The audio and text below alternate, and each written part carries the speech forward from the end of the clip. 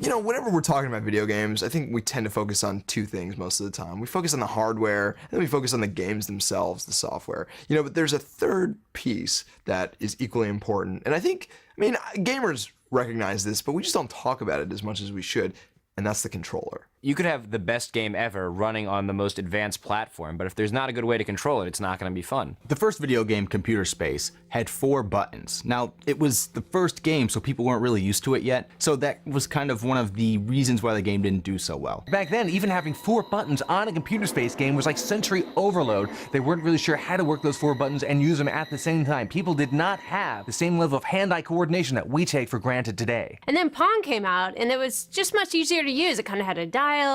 It was just much more intuitive for people. Computers aren't really popular yet. People aren't really familiar with buttons, so knobs are kind of a little more common and a little easier to interact with. So that's why Pong really caught on, because it was a game that was simple enough where people could just move back and forth, have fun, and not think about how they're interacting. And then by '79, Asteroids came out, and that actually had the same kind of 4-button layout as Computer Space did, but by then people were ready for it, and it was actually a huge hit. Long before joysticks and buttons were standard, every game had its own controls, be it a knob, some sort of trackball, a light gun, a wheel. Everything was different. Atari 2600 comes out, and now the games are in the home.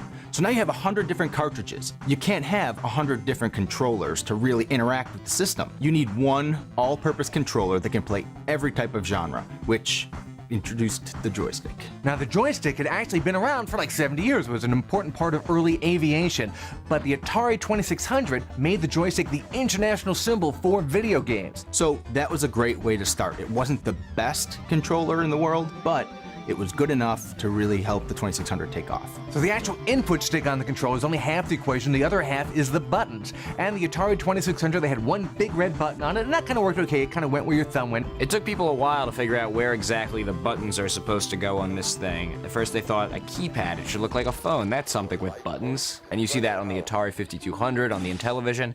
It's obviously not correct. The problem with these square number pad style controllers is you can't look at the screen and just use your hands without seeing what they're doing. You have to really pay attention to what's going on. When people don't notice the controllers, that means that they're really doing their job. It's kind of a seamless integration because you're not thinking about what you're doing. It's just coming naturally. The Intellivision controller had a disc you moved like this, and then all these buttons that were kind of laid out, kind of like an iPod mixed with a phone, but not nearly as good as an iPhone. So when Nintendo came in and wanted to reinvent the home console market with the NES, they said, hey, you know what? We got to reinvent the controller also. We have to make a clean break with the past. So what did Nintendo do to reinvent the controller? Well, they looked at the Game & Watch series. There was these little boxes that you play one little game on, and one of them was Donkey Kong. Donkey Kong on the Game & Watch had a D-pad, and the D-pad allowed Mario to move up, down, left, right.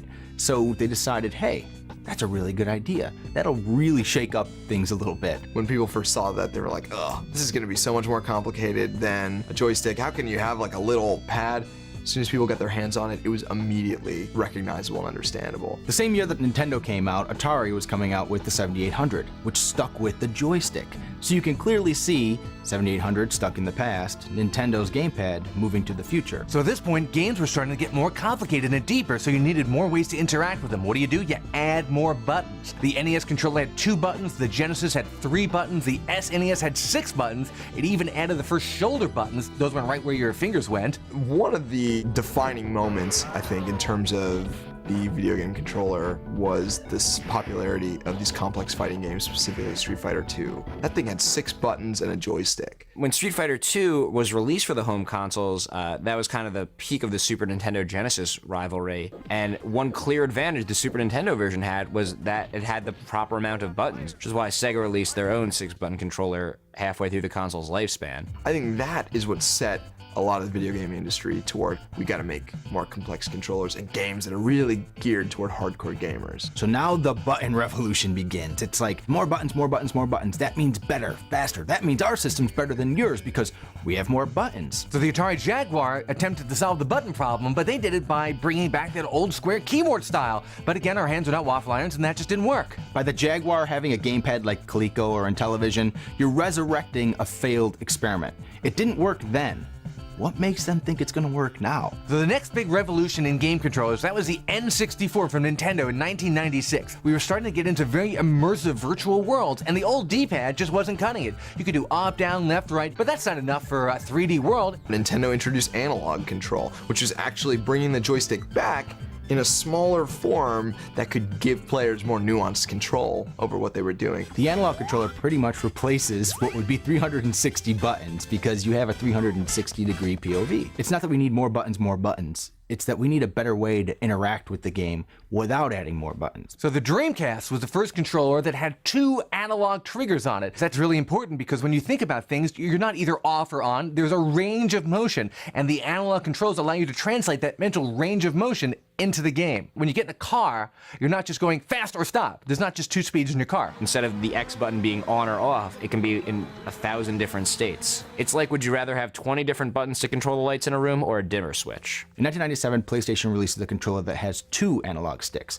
So now you can have that same movement 360 degrees with both thumbs. Now that allows you to have first-person point of view, move one way on the XY axis and move the other way on the Z axis. And this 2 analog input device becomes the norm. Eventually, they realized that controllers didn't have to just send information to the TV could send information back to the controller, and they invented rumbling in games, force feedback. The things happening on screen would sometimes shake your controller. So it's now keeping them in the game even more because when you get hit, you're like, whoa.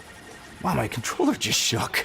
I'm not just passively playing now, I'm actually getting a response. Very advanced technology. You take a motor, you unbalance it so it's broken, and then you make it whir like hell. So we always want our video game controllers to be very physical. One physical thing we don't like, though, is tripping over the cords and falling down. People have always wanted wireless controllers for their game consoles. We're not that far away from people looking back at old pictures of video game consoles and being like, you had wires on your controllers? But for the longest time, there was a mess of wires, and you had to wrap them up when you were done playing or your mom got angry. Nintendo keeps pushing things forward by releasing the Wavebird for the Nintendo Cube in 2002. And the Wavebird is the first wireless controller that really gets it right. Because instead of using IR, infrared, it now uses radio waves. So it allows the controller to be moved all over the place, and you have no wires, you don't have to point it directly at the system. The point of good controller design is so you never have to think about the controller. It's interesting how video game controllers evolve, and the new ones would be unrecognizable if you took them back 25 years. And you know what? I say,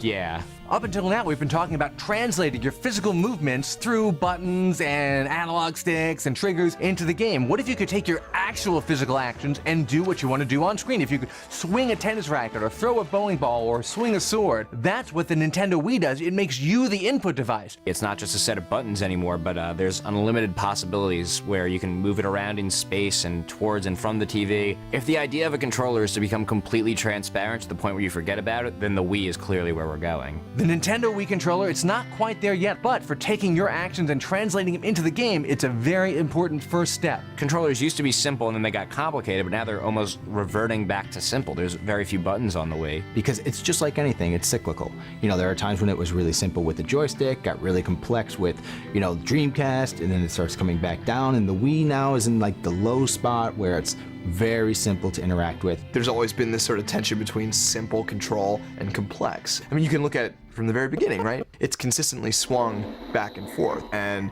as control schemes have veered toward the simple, they've actually brought in new players. As they veer to the complex, they actually get already engaged players engaging in new ways and in more ways. The 360 controller, for example, is meant for people who grew up with video games, who now know how to play and navigate all these buttons. On the other hand, you've got the Wii, which basically all it requires is you to move a wand around with nothing else at its simplest, which is accessible to anyone from senior citizens to 6-year-olds. It's almost a completely different thing. It's like, how do you compare something like Gears of War to Wii Sports? They're so incomparable.